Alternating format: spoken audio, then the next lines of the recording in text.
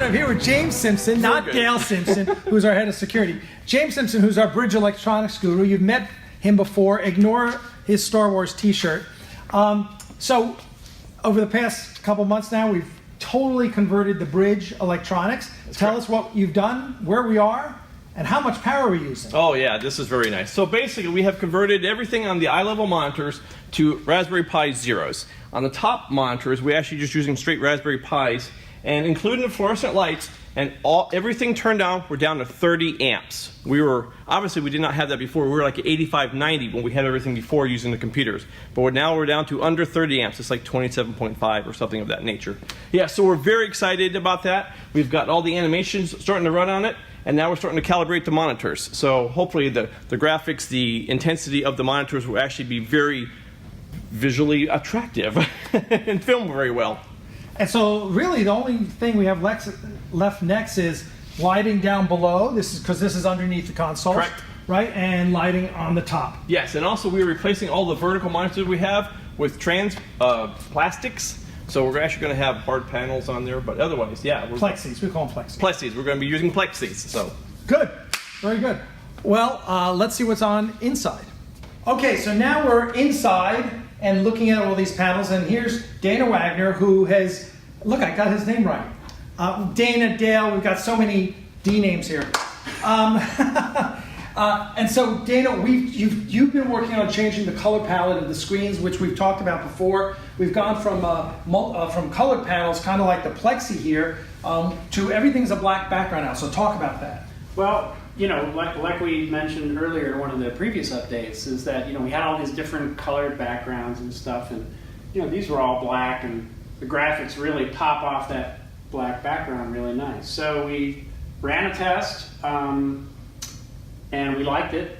Alec was real impressed with the way the black looked. He was afraid the bridge would get too dark, but that's what I said about the black rubber matting, and that had no effect on it. It looks great. It's looking appropriate for a warship, I think. It's nice. Look, we always talk about the difference between the USS Dallas and the Red October, the Hunt for Red October. USS Dallas is the American ship, and it's really bright, and it's bright colors, and the Red October is really dark and black, but everything really pops. Right. If you think about it, the Red October, everything popped, whereas the Dallas, everything was really muted, and we're kind of going for the Red October look. Yeah, and if you're going for contrast, I mean, black is the ultimate color for contrast, because nothing's darker than black, so everything's going to pop off of black.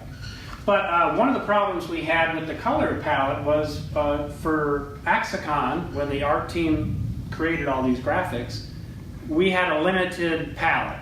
We put up proof of concept graphics. So now that we have all these stations, Alec wanted each station to have its own unique theme, like these header graphics. Each station would have its own color.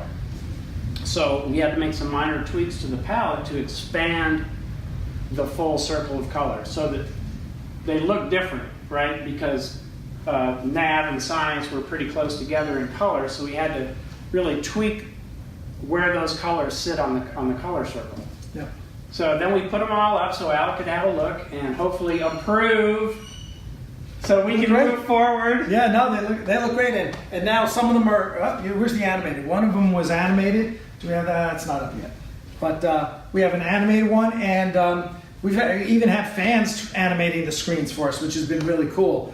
So we're going to be looking at all of them. But they look great now. And so now we're ready to finish out the entire bridge, change all the graphic colors, and then animate them all. Right. And then, again, all that stuff. Oh, here's the animated one right here. And it looks fantastic. It really looks great. So all of them will be like that. And I'm totally excited. I think it just worked out great. So. Right, at this point, we just need to make a list of all the stations and how many monitors that we need, and then the art team will develop all the individual graphics for the stations, and we'll keep it going. Yeah, so there you go. That's the update from the bridge.